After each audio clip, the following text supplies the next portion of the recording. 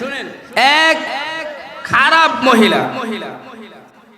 মহিলা হাদিসের মধ্যে এসেছে, আল্লাহর নবীর কাছে এসেছে, আমি আপনি তো অনেক গুনাহ করেছি, যেই গুনার বর্ণনা কেউ জানে না। এমন কতগুলো পাপ করেছি আমি জানি আর আপনি জানেন আর আপনার আল্লাহ জানেন। এরকম গুনাহ নাই? মানুষের সংসারে আগুন লাগাই দিয়েছেন, জেনা করছেন, চকলখুরি করছি, এরকম অনেক গুনাহ আছে, আপনি জানেন আর আপনার আল্লাহ জানেন। ঠিক তদ্রূপ ভাবে পয়গম্বরের নিকট একজন মহিলা এসে বলতেছে, ইয়া রাসূলুল্লাহ, ইয়া হাবিবাল্লাহ, ওগো আল্লাহর নবী, আমি জেনা করছি, আমি জেনা করেছি, আপনি বলেন এই গুনাহ আমার কেমনে মাপ হবে? আল্লাহর নবী সামন দিকে বসা ছিলেন, মুখ করে, মুখটা ডান দিকে ফিরায় নিলেন। আল্লাহর নবীর মুখ ডান দিকে ফিরে নেওয়া দেখে ওই মহিলাও ডান দিকে গিয়ে বলতেছে, ইয়া রাসূলুল্লাহ, ইয়া হাবিবাল্লাহ, ওগো আল্লাহর দোস্ত, আমি জেনা করেছি, আপনি বলেন আমার এই গুনাহ কেমনে মাপ হবে? যখন মহিলা ডান দিকে গেছে, নবীজি বাম দিকে মুখ ফিরায় নিলেন। ও নবীজি, আপনি একটু বলেন আমার গুনাহ আল্লাহ পাক রব্বুল আলামিন কেমনে মাফ করবেন? মহিলা ডাক দিয়া কয়, ওগো আল্লাহর দোস্ত, ও আল্লাহর বান্দি, তুমি যে জেনা করেছো, তুমি বিবাহিতা না অবিবাহিতা? তোমার বিবাহ হয়েছে কি হয় নাই?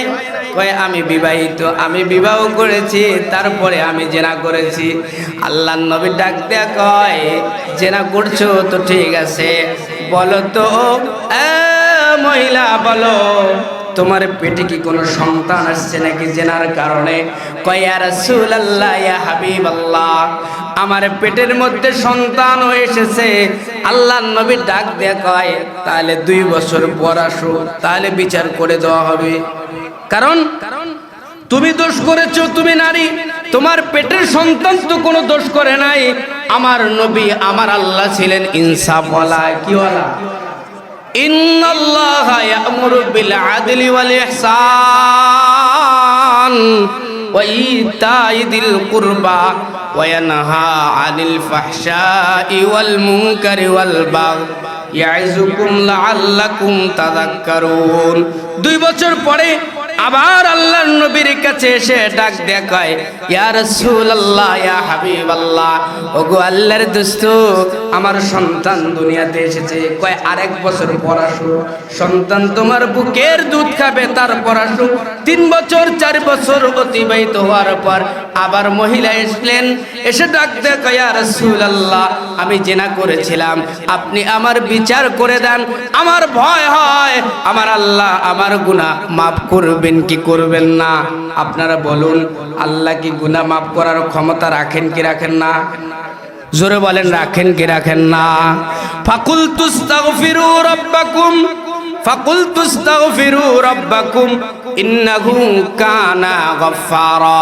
এই আলোচনাটা এই জন্য করতেছি, অনেক মানুষ আছেন সুদ খাইছেন, অনেক মানুষ আছেন নামাজ কাজা করেছেন, অনেক মানুষ আছেন মানুষের উপর জুলুম করেছেন। আজকে যদি তওবা করতে পারেন, আমার আল্লাহ বলেন ঈদুল ফিতরের মাঠে আমি আল্লাহ পাক রব্বুল আলামিন কোনো নিষ্পাপ রাখি না, সকলকে বেগুনাহ মাসুম বানায় দেই। সুবহানাল্লাহ।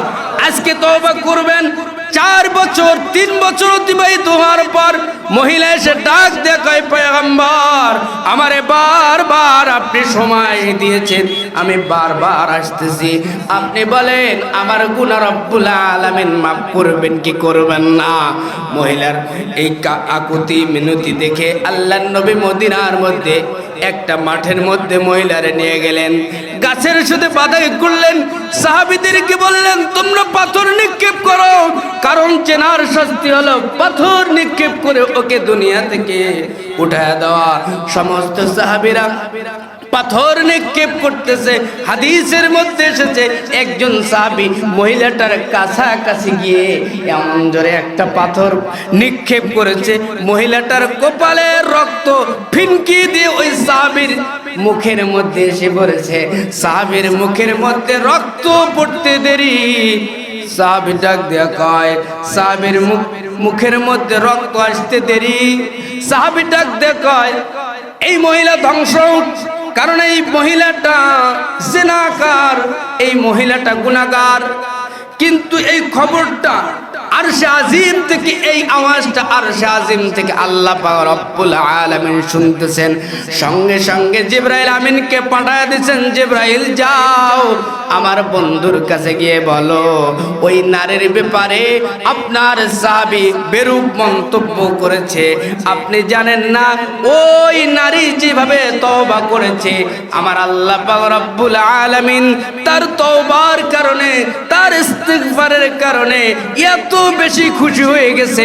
সে জিনা করতে পারে, সে অবৈধ কাজ করতে পারে, সে মানুষের চোখে খারাপ হইতে পারে, আমার আল্লাহ পাক রব্বুল আলামিন, আমি আহকামুল হাকিমিন, ওই নারীর জীবনের সমস্ত গুনাহ মাফ করে দিয়েছি।